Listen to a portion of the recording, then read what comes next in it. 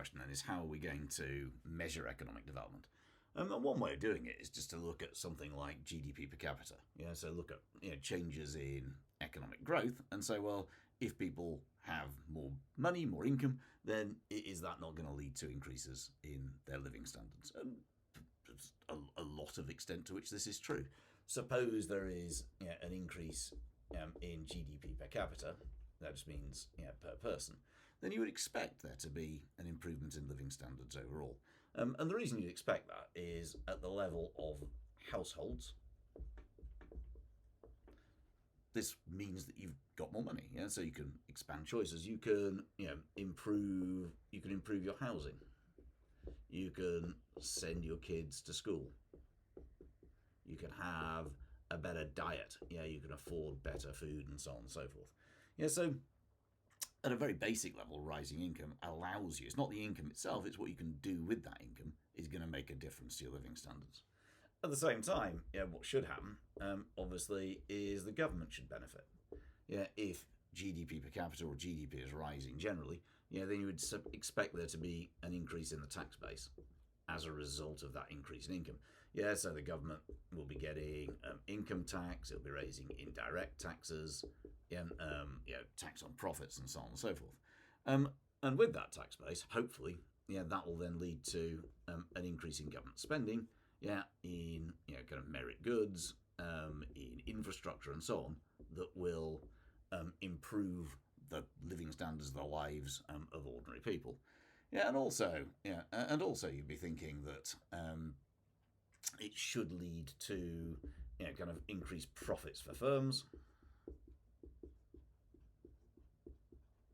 So again, that's going to allow them to to innovate. Perhaps it might allow, therefore, from dynamic efficiency, it might allow a reduction could lead to a reduction in prices, increasing quality, and so on and so forth.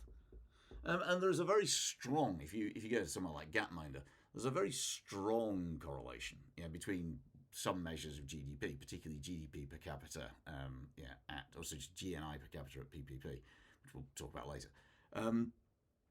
and the Human Development Index.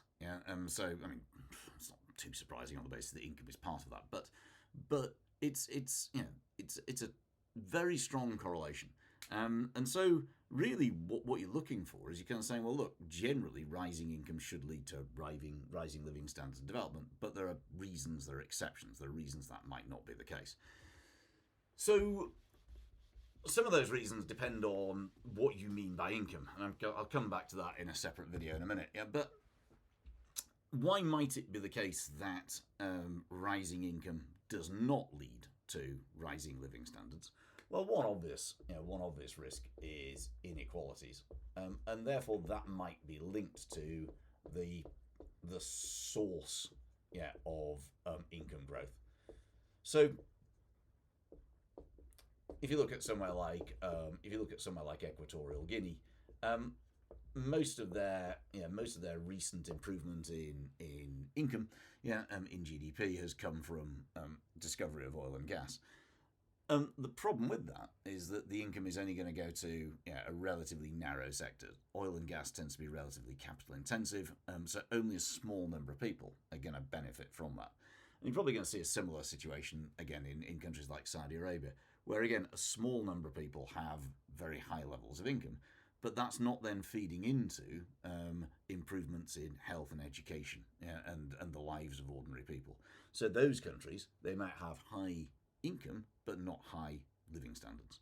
And a related issue then is the role of the government. So what is the government doing?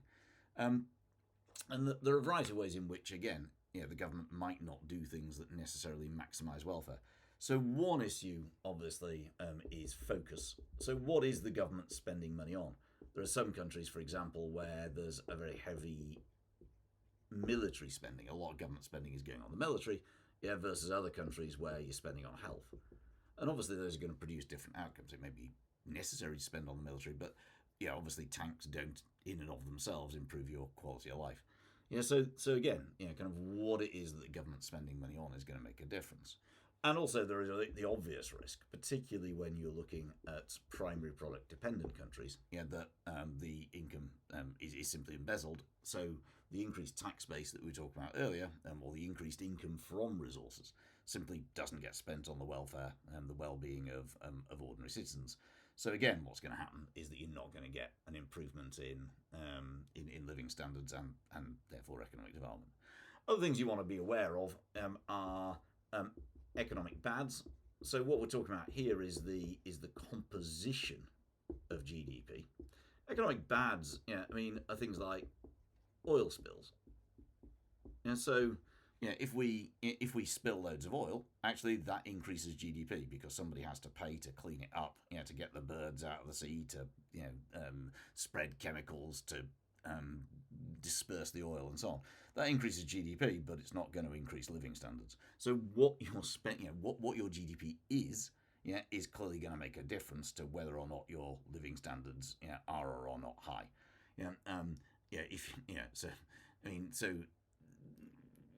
If you're in an economy where essentially you're kind of I've talked to you before about Nauru basically the way in which they created GDP was by mining bird poo. But in the end, that left phosphates. That left the island looking like the surface of the moon, basically. So the way in which you're generating GDP has an impact on living standards. So what it is, and likewise, we can't. GDP is only counting measured economic activity. That's all you can count because you're counting what you can count. So what you're not measuring as part of this is some countries have a very big informal sector, especially in the countryside.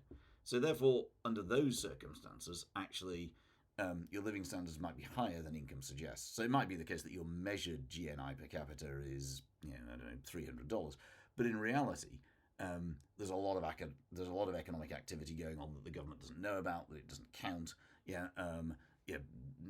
If I grow food and eat it for myself, for example, that's not going to appear in measured GDP. And likewise, it doesn't measure services that are provided that aren't marketed. So if I clean my own house, then that doesn't form part of GDP, but it's still economic activity. So those are some of the key reasons as to why it might be that GDP per capita and economic development aren't necessarily going to be closely linked. And the other important point, is it depends on how we measure income. That's the other point. So whether we're using domestic or national income, and whether we're adjusting for purchasing power parity. And I'll do that in a separate video in a minute, again, just to make sure the time isn't too long.